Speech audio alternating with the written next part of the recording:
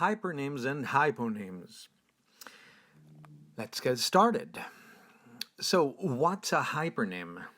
That's a pretty good question. It certainly is. I would say that hypernym is a general term, is what you learn when you're first starting to acquire vocabulary, and then comes the specific term. How specific? That depends on how sophisticated your input is, but we can say that generally speaking, the hypernym is the blanket term, the catch-all term, or the simple term we use, and the hyponym is the accurate, specific, nuanced word. So suppose we talk about heart issues, and you say, I have a heart problem. We're talking about health here. That is pretty general. What kind of a problem? That is general, all right? We might say, I have a heart condition. Still, rather vague, unless you say, I have an arrhythmia. The thing is, arrhythmia used to be a medical term. It was a technical term, not anymore. Now you can say arrhythmia because look at the definition, an alteration in rhythm of the heartbeat either in time or force. That is quite a mouthful. Not really practical. Arrhythmia is specific. Heart condition is not. Okay? So, case in point, look at that. We could say it's a toy, but for this little guy here, probably the first word he's going to associate with that object is hammer. And you might say, well, what's new? It's interesting, he's a native speaker. He will learn hammer before he learns tool.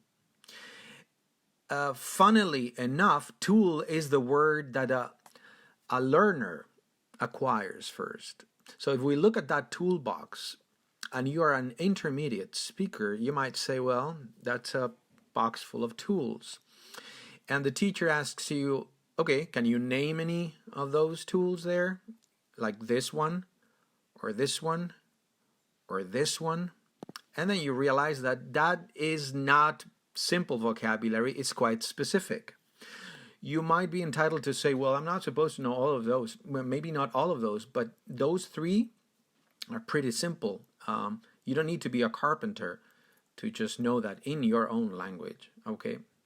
So how does this work? We have a hypernym, and then we have subsequent hyponyms. They are specific terms. Why are they necessary? Because in the advanced level, you're supposed to add, well, I wouldn't say color because color has connotations, but it's interesting to notice that not when you talk about the hues of the rainbow, but when you talk about meaning, semantic input, you say shade of meaning, all right? That is a synonym for nuance. And of course, we know that the 50 Shades of Grey offers a pun because the shades of gray are different tonalities in color. Okay? So that's what we want. We want color. We want nuance. Okay? Let's explore some cases. This, types of pasta. Now, pasta is obviously a hypernym because there are many different varieties, many different kinds of pasta. And we could argue that it's all about an objective reality. It has nothing to do with your attitude to the pasta that we're referring to here. It is an objective reality. Pretty different is the case of this kid who's sick. You say, well, he's going to be all right, he's going to be fine, or he's going to get through. He's going to get through this crisis, this medical problem. Anyway, I wouldn't say get through, by the way. I would probably go for get over.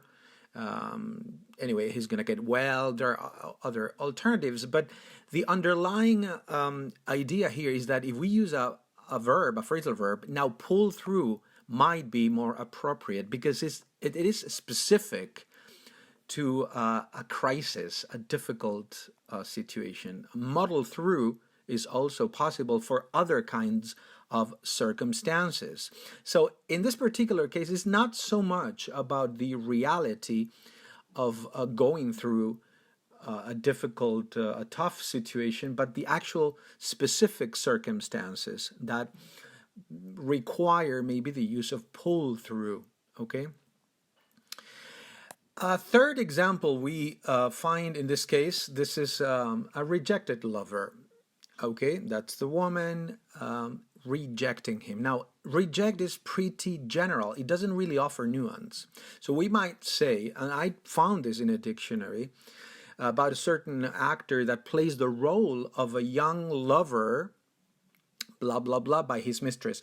At the intermediate level, you would think of turned down maybe, but still, you don't say how or in what way he's rejected. That would be perfectly grammatical, okay, but spurned by his mistress would add, I was going to say color, would add a nuance, because to spurn someone is to reject someone with disdain. Like you look down on them, you despise them, all right? So it's about the attitude of the person that does the rejecting, okay?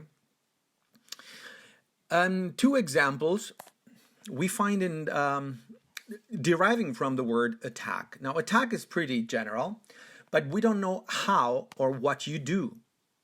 So assault is just an alternative. It sounds maybe more legal, more formal. Still, you don't specify how a certain person attacks someone else.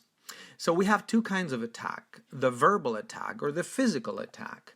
Now, if you use just that verb, attack, it's unclear whether you refer to one or the other form of attack. So, how can you attack someone verbally? You lambast, lash out, criticize. Okay?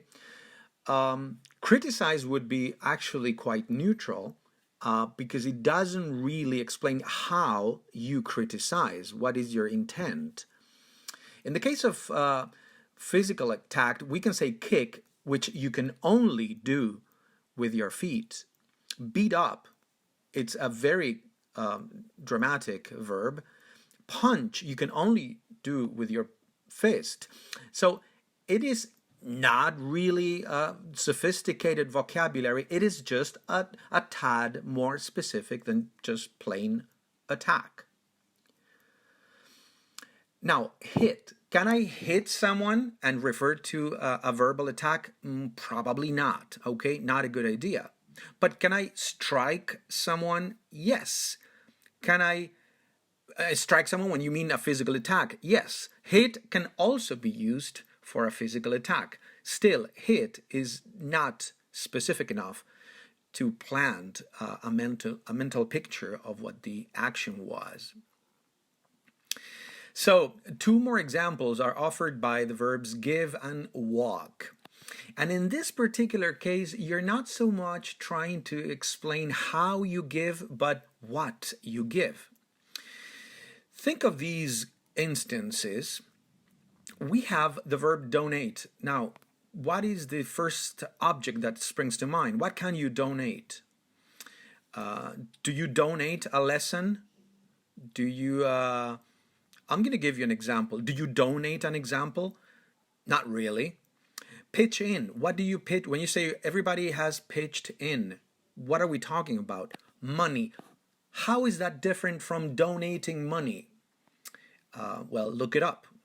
Go to a dictionary and find what pitch in means. Bestow, sounds grandiose. Bestow, confer, award. All these verbs have the same underlying meaning. The hypernym they refer to, which is give. Needless to say, trudge, pace, and stomp are different ways of walking. Again, if you have any doubts, any good dictionary can be of assistance. So again, just to have a bit of a recap, in the case of walking, we explain how you walk. In the case of give, we're specific about what you give. And one last example of how to use a verb is offered by this headline. Nigel Farage is spouting conspiracy theories. Now, what does that mean, and why is spouting a negative verb in this particular case? Well, check out the actual definition of spout. To spout something is to speak or utter in a pompous or oratorical manner. Now, it's interesting to notice that the example that the dictionary provides says spouting empty promises. For the most part, spouting has negative connotations. Why? Well, the other entry says to eject liquid in a stream. Wells spouting oil. Not a nice picture. Do you see what I'm getting at here? There is the subliminal connection with a liquid that is coming out and cannot be stopped. So that is the connotations of spouting theories. They could have used spew, which obviously has similar connotations, not positive at all. Volcanoes spew out ash, for instance, not a nice sight, of course.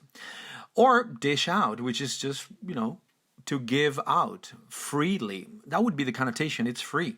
You don't have to do anything in exchange for this. I am dishing out interpretations of my work, or I am dishing out theories, okay? So, to have a small recap, at the beginning of the course, I can't remember when exactly, we did some work on hypernyms and hyponyms. That was the actual handout. By the way, hand out, dish out, give out. You see, there are different alternatives. And we saw that words like organ, walk, tool, go, person, area are rather general. You're talking about an organ. Is that a kidney, a lung, the gallbladder? You need to be specific sometimes. So now you know. The next time that you find yourself revising an essay, ask yourself, can I think of a better term? Can I be more specific? Is this accurate enough? Do I really need to be accurate? Remember that over precision and hyper accuracy can be, and usually are, quite pedantic. So try and be specific when you need to be specific.